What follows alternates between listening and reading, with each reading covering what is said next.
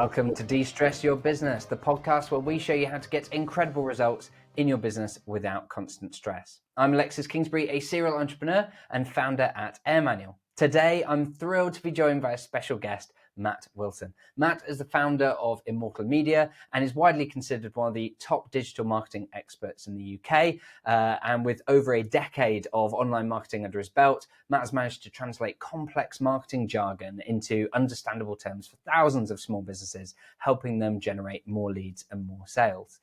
He's also the host and the organizer behind the really impressive Entrepreneurs Marketing Conference with up to 1,500 attendees expected this year. And so in this episode, we're going to be discussing how to overcome common marketing challenges and also sharing his experience from organizing the conference and promoting it. So really excited for this episode. And also I'll be speaking on Matt's stage at EMC in September as well. So Matt, thank you so much for agreeing to join me. Welcome to the podcast. Oh, thanks for having me, man. That was a lavish intro there, so I'll try to live up to it. Thank you. Oh no, I'm confident that you will. So, start with a bit about your journey in digital marketing. What have been some of the significant challenges or stressful periods that you encountered, and how did you overcome them? My journey into it was, like a knowledge rabbit hole. Originally, I was working at a sales job in London at the time. We were selling investments, loads of different investment opportunities to investors, and we were calling up a list of leads, let's call them a list of prospects that literally just had no interest in what we had. They had no idea who we were.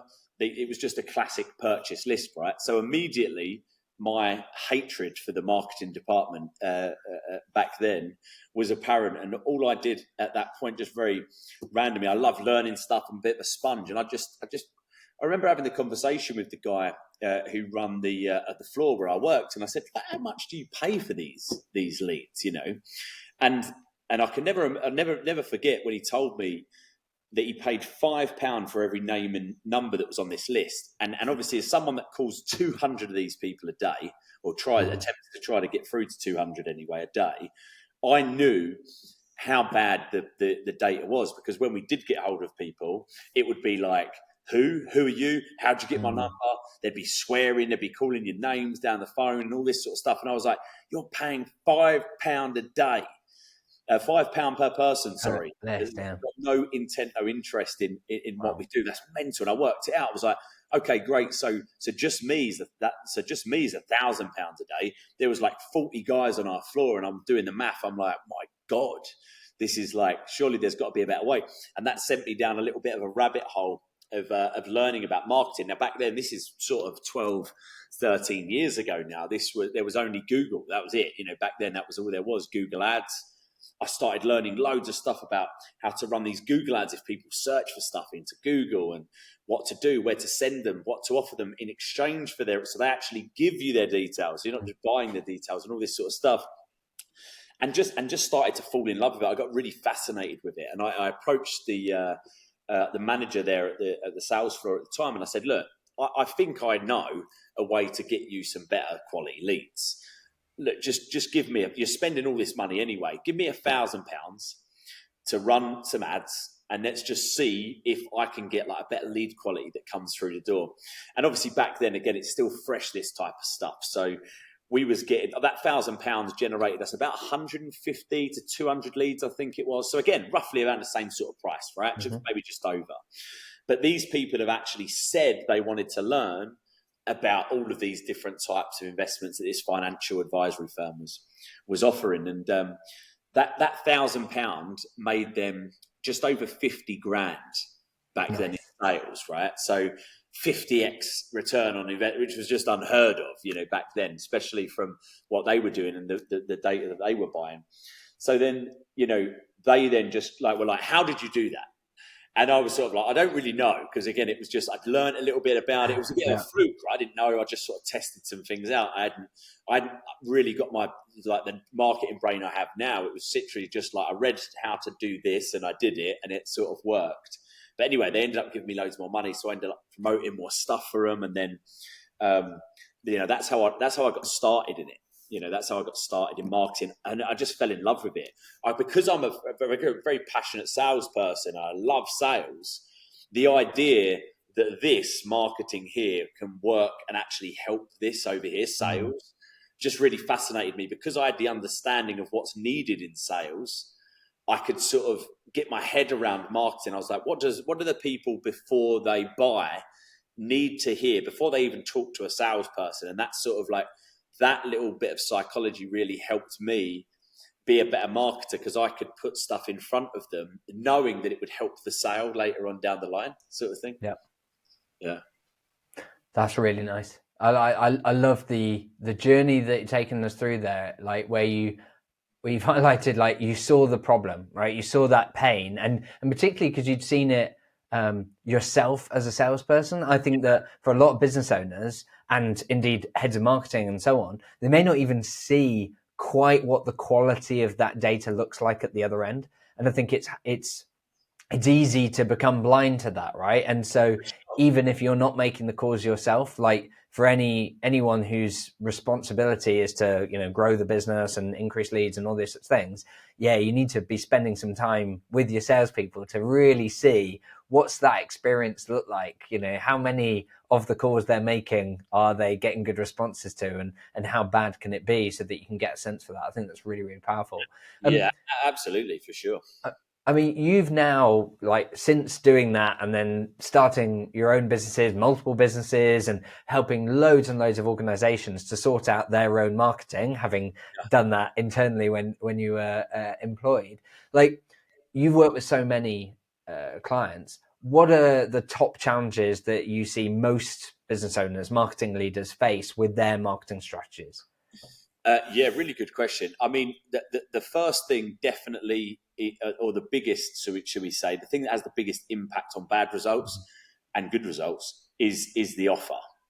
Whatever it is that they're going to market with, they're not clear on that. If you're doing lead gen, normally it's a free offer. So people think, like, it doesn't matter what it is. We haven't got to create an offer around something that's free because it's free.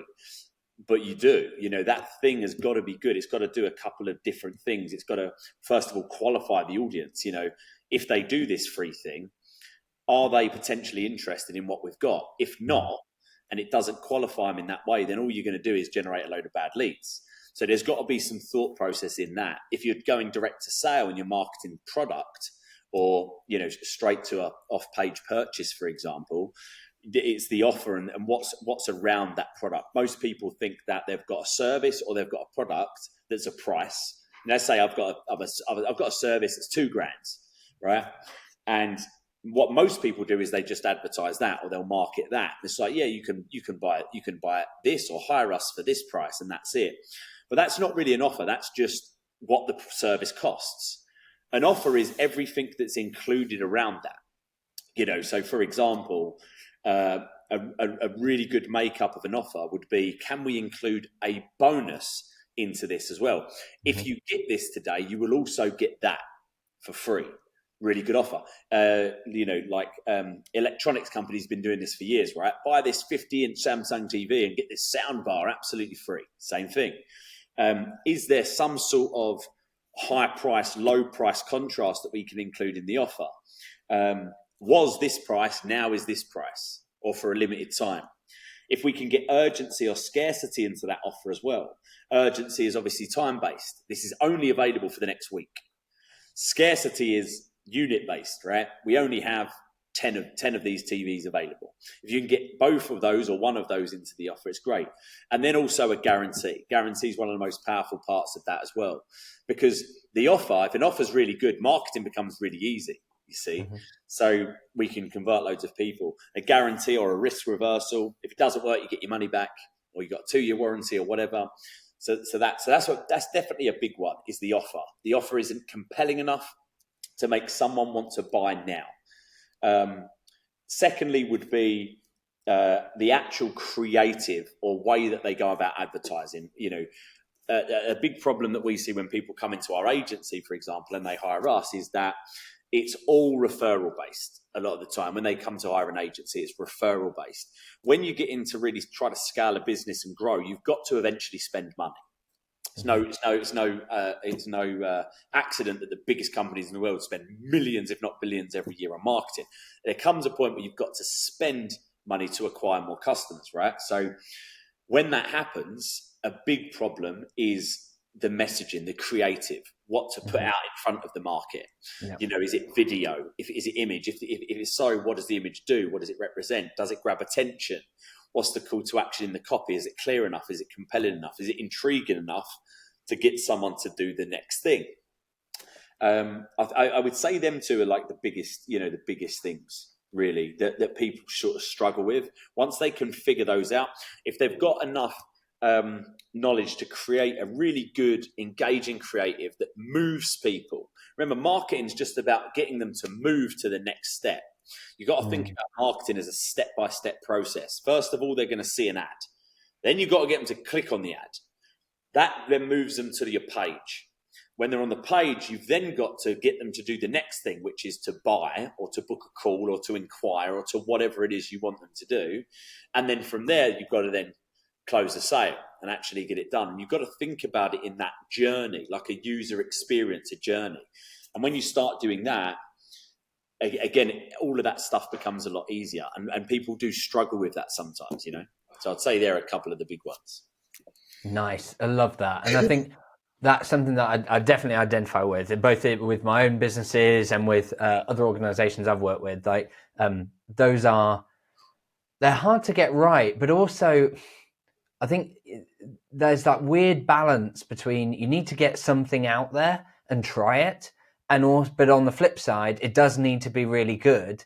And so you end up with like, I've been at opposite ends of trying to be perfectionist about it and therefore never getting anything out, versus at the other end going, for say, right, fine, let's just get something out. And then we get it out and we go, I'm not sure that was even good enough. I think we know why it didn't work.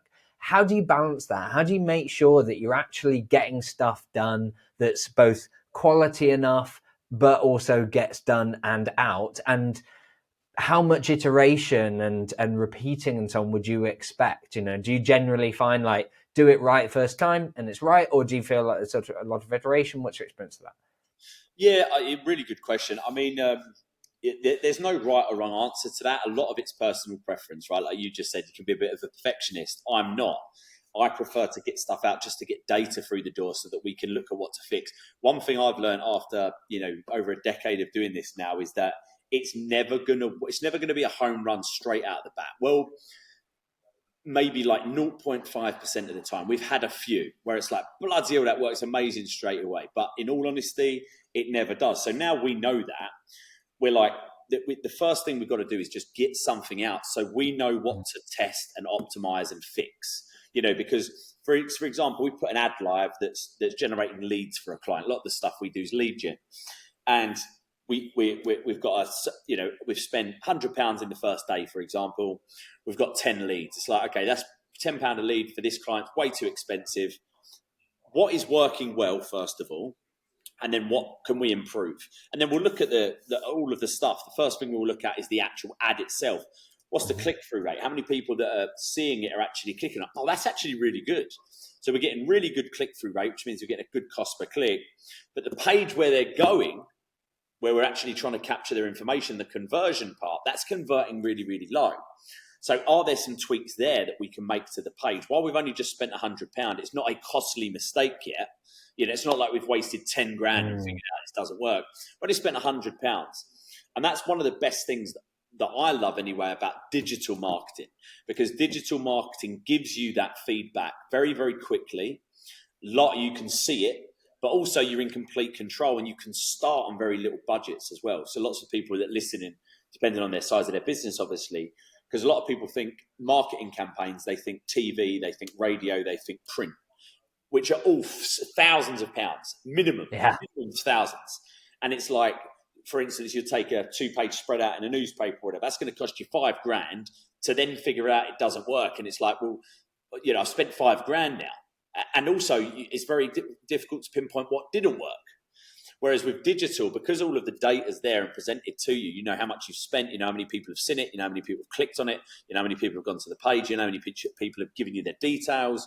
Immediately you have that data, you have that feedback, so you can look at what to fix. So what we tend to do, going back to your original question, because I waffled a little bit there, was get something out to the best of our ability, because based on what we know, which is quite a lot of what will work, like, okay, looking based on what we know, this should work. But we're not going to, overanalyze it and obsess over it to try to make it something that never will be unless it's out, because you can't get it to near perfection until it's out and running, because that is literally a 1 in 500, 1 in 1,000 chance that that's going to happen. So you might as well get it out to test and tweak to improve things afterwards. Nice. I love that. And I think particularly there are two things that come up for me from that kind of feel like I then struggle with.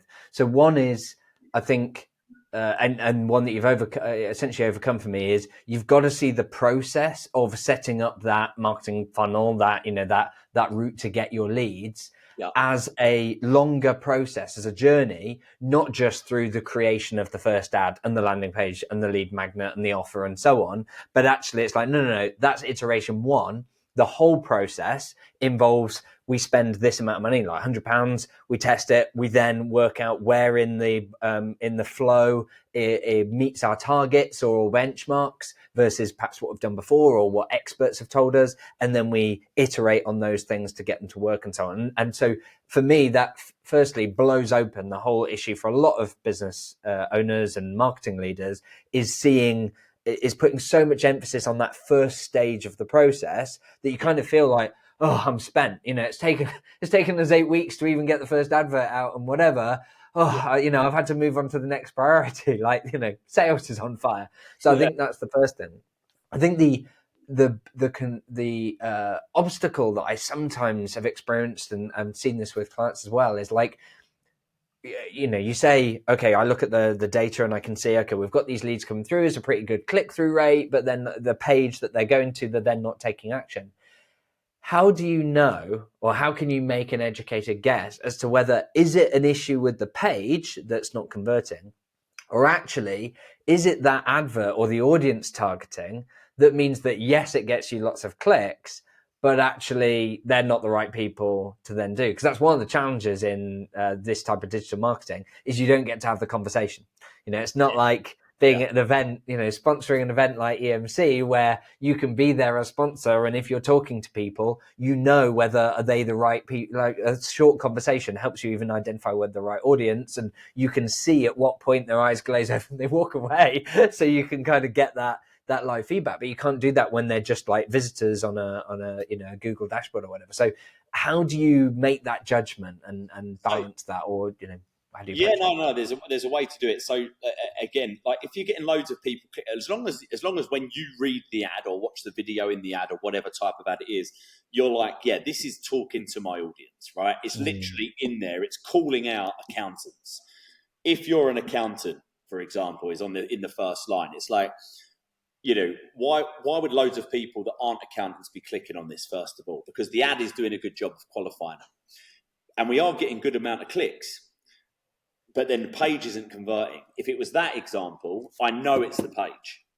Right. If I was getting a low amount of clicks and a low opt-in rate, like low conversion on the page, so a low amount of people are actually putting in their information as well, it's because my ad and my landing page aren't doing a compelling enough job to get that target audience to take the action that I want them to take. So it's all looking at the data, and there's just a couple of sort of like red flags, if you like, to spot what you've just mentioned there.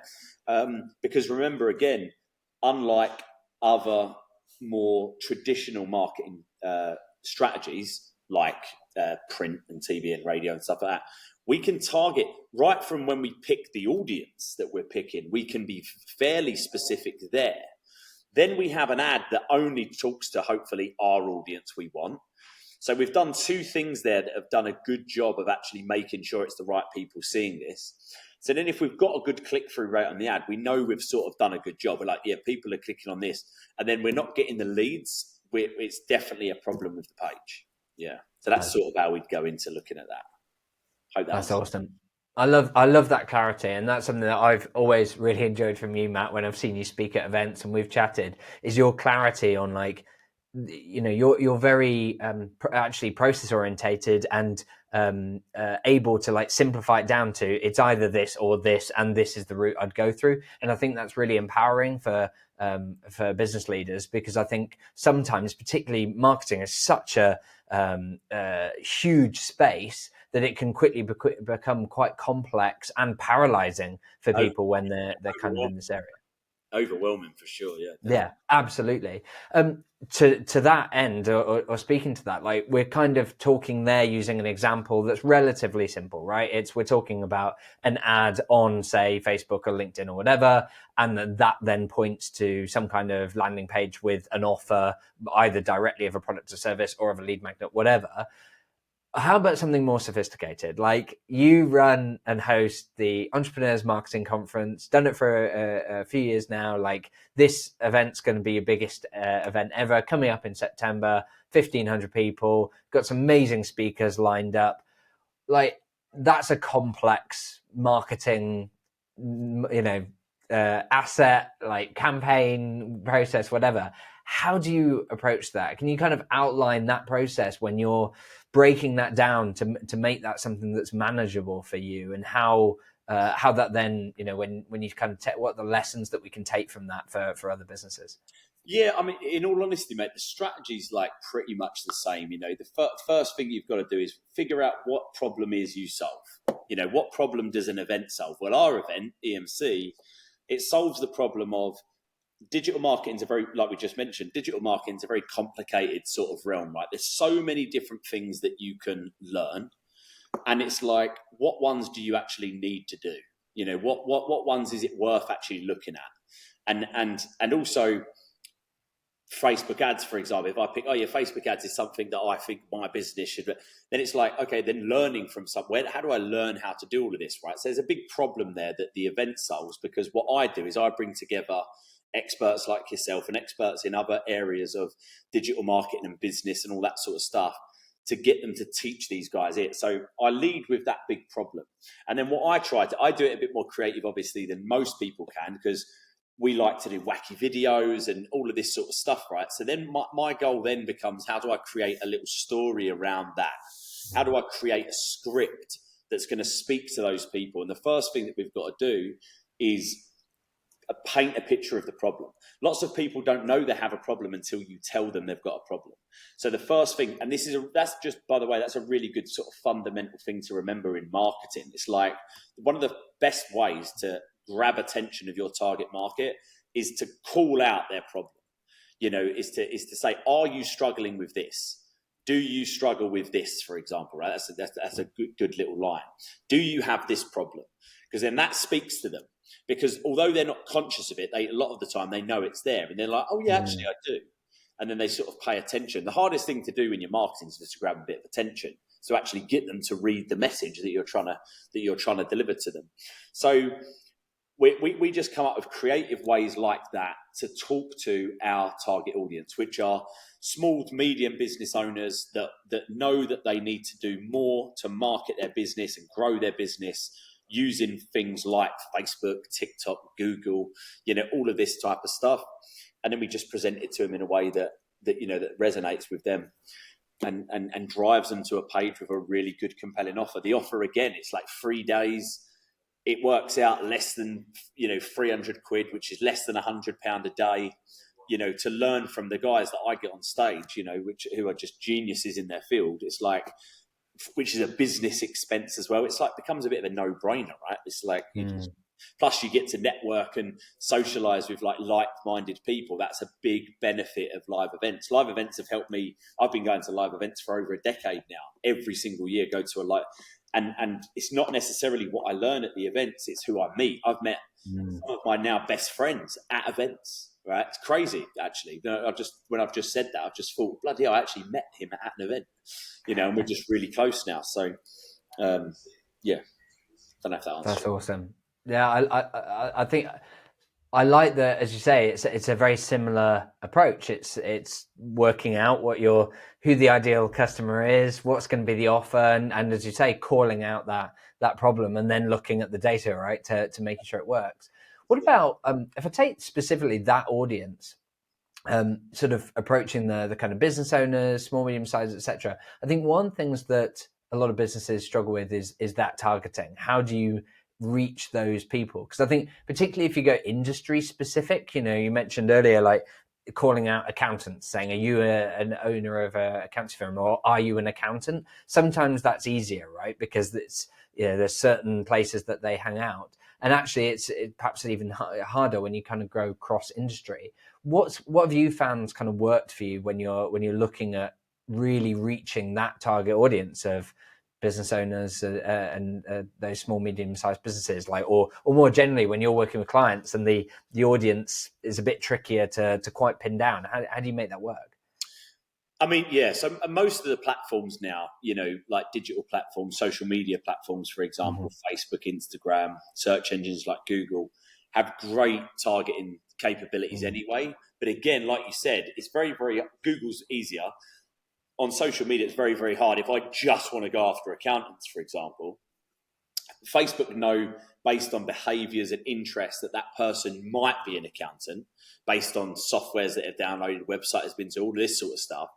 But it's very, very hard to really pinpoint it. It doesn't mean you still can't do it for B2B, because these guys are still on Facebook, obviously. You've just got to do a better job in the ad to call those people out, and more importantly, tell everybody else that sees it that this isn't for them.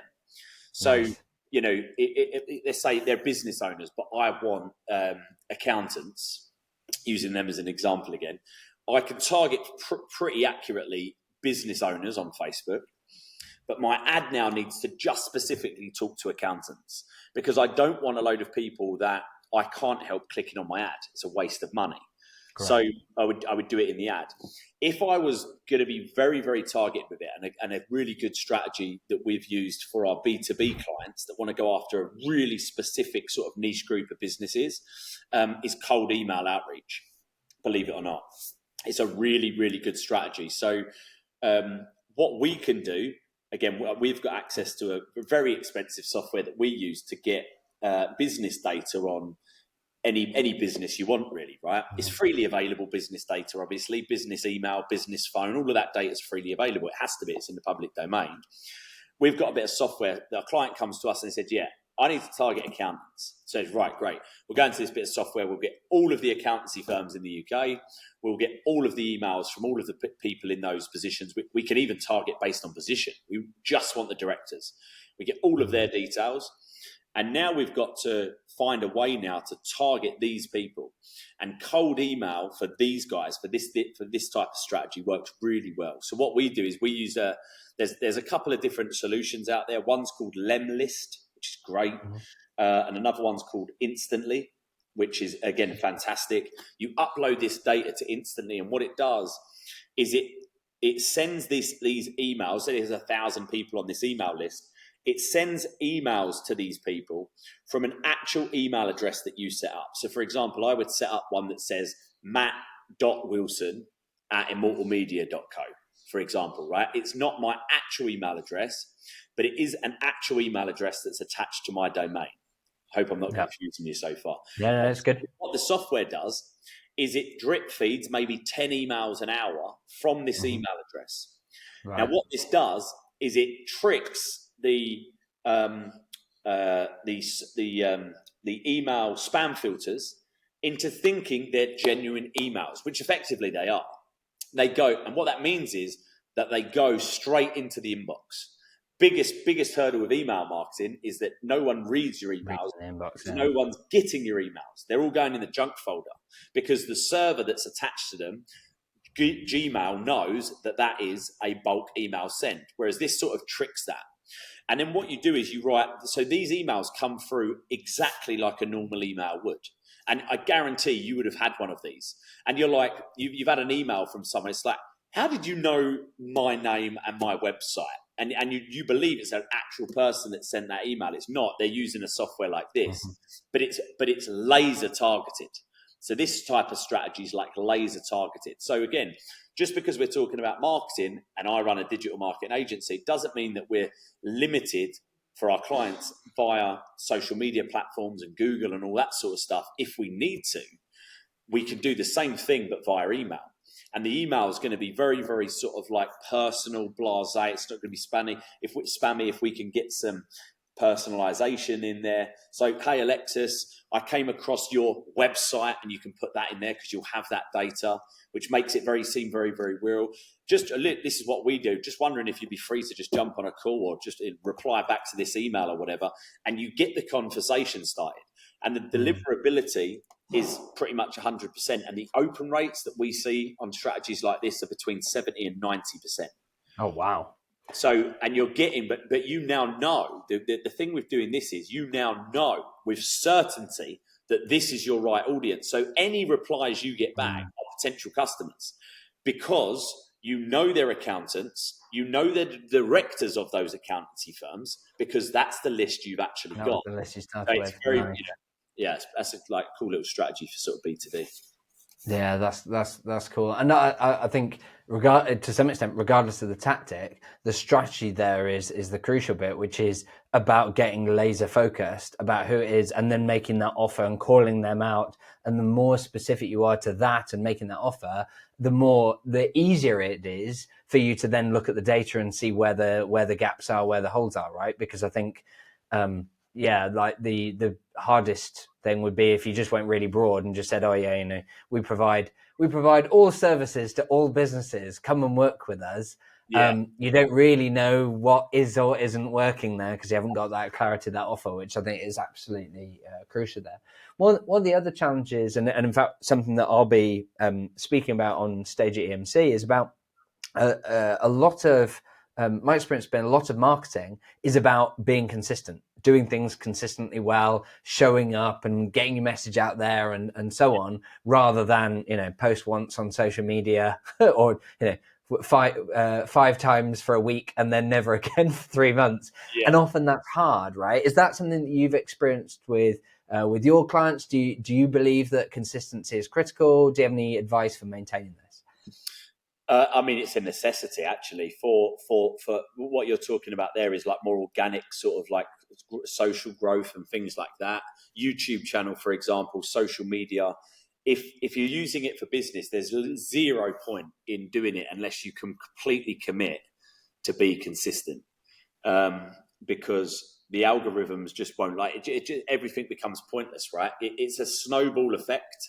You've got to be consistent to build up that snowball enough so it starts tumbling down the hill by itself. And if you can't do that, there's no point in sporadically doing it every now and then, because it literally has no benefit to you and the channel that you're trying to grow or the page that you're trying to grow or whatever. 0 benefit whatsoever. So, unless you're going to be consistent, don't bother. And the way to do that, by the way, because we've done this with our YouTube channels, with socials and things like that, and we tell our clients the same thing. The way to do that is to take all of the expectation out of it. When you're creating content, for example, content marketing, if you've got a expectation of, oh yeah, I'm going to have 1,000 subscribers in a month, and you end up with 5, you're very, very beaten up by that, right? And human beings aren't designed to take negativity and losses consistently over it, and that's why people quit. So if you go into it with 0 expectation, oh yeah, after a month I'm going to have 0 subscribers, and you end up with 5, it's 5 times more than you expected, and then that's more of a positive reinforcement to carry on going. So you have to, especially for the first year, really, you've got to remove all expectation of anything happening: followers, likes, views, sales, leads, anything happening for a year. And if you can say, yeah, even if that doesn't happen, I'm still going to do 4 posts a week or whatever it is that you decide to get, you can comfortably do. By the end of that year, you'll be amazed at what you've achieved in terms of like that sort of growth. Yeah, I love that, and I completely agree, and particularly with that type of marketing, right? As you say, the content marketing, social media marketing, you have to be able to commit and do it over the long term. And at EMC, I'll be talking about how how to make that possible and how to combine experimentation with consistency and how to leverage AI as part of that and so on. Like, but what can you share perhaps any examples of perhaps clients that you've worked with, or examples from other businesses that you know where either the consistency has worked but it's taken time, or perhaps examples where they haven't been able to be consistent, and what's been the impact of that, and what you've seen? Yeah, I mean, there's a couple that spring to mind, but like, I'll use one. There's a guy called Greg Secker who runs a big company called Learn to Trade. They're one of the biggest training companies in the world, and he never had a YouTube channel ever. And I was always on it about him. He's been a client of ours for maybe 5 years now, and I'm always on about him to start a YouTube channel, and he just never did, because again, in his mind, he was creating videos and it wasn't actually leading to anything financially, right? And I just basically sold him on the idea. First of all, his competitors that were nowhere near as big as him had like hundreds of thousands of subscribers, because again, they just do it consistently, and that was generating loads of business and all this sort of stuff. I said, look, mate, let's just do it for a year consistently. Let's do 2 videos a week, which is quite a lot, but 2 videos a week for a year, and let's just see where we're at and what numbers were at the end of the year. And he did it, and he set out to do it, and it started growing very, very fast. In his instance, it actually started growing really fast.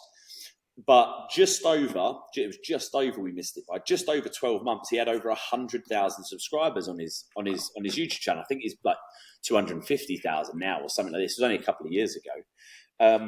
Generates 10, 20 grand from YouTube alone, but then also hundreds of thousands a year from that channel through people that are signing up to his stuff, purchasing his stuff and all of that sort of stuff. And that was, again, it was just unparalleled consistency. 2 a week on YouTube is actually a lot. He only does 1 every 2 weeks now, because he's done the bulk and the brunt of the work, and he gets a lot of organic subscribers and stuff now anyway, because again, that's the thing. Once that snowball starts going down the hill, it actually takes way less work to keep that momentum going as well. So so that was one that I could think of. Yeah, that's a terrific example. And I think, as you say, like in his case, he actually got some of the results. But it's interesting you say about the 2 a week, because it's funny if you look at some of the really big influencers, and there's one that I'm aware of that lives near me, and you look and they've got millions of tens of millions of subscribers, and yet when you then look at how often they're doing posting, in some cases it's maybe a month apart or whatever. And of course the mistake is to look at that and go, oh, so that's how I build my channel. Whereas of course the particularly when you first start, your frequency needs to be way higher.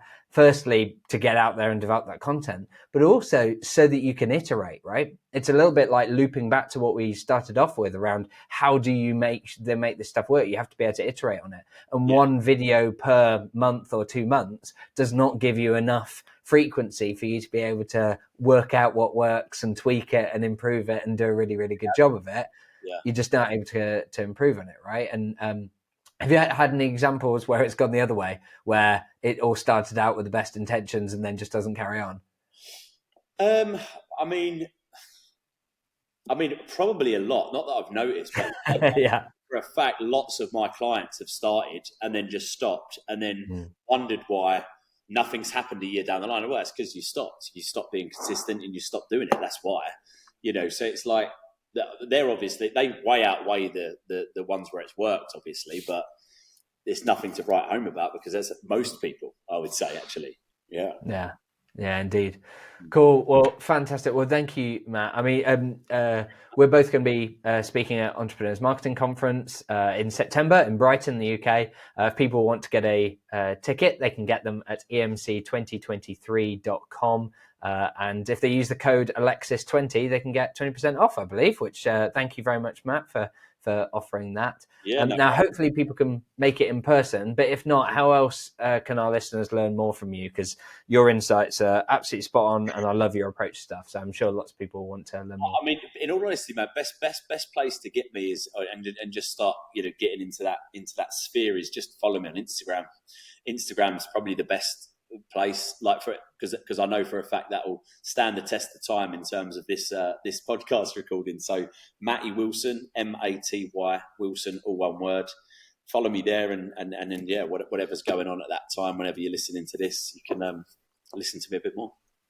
Fantastic. Brilliant. Well, thank you so much, Matt, for joining me. I'll make sure I share links in the show notes, both for EMC, your Instagram, and your other sites and so on. But really, really appreciate it. And more generally, for people listening, we've been diving deep on marketing, and you'll notice a few of the episodes if you're listening to this one, which I think is episode 76. You'll notice that a few, I think 75, 77, and so on, around marketing. If marketing is currently one of your biggest stress areas, then you're going to love what we've been working on at AirManual. We've been working with top marketing experts and getting input from people like Matt, but also working with our clients at AirManual to put together the playbook that your marketing team needs. Everything from employee onboarding checklists to checklists for how to repurpose content for social media, preparing for podcast interviews like this one, to using AI to give you inspiration and support you in lead magnet creation, so on.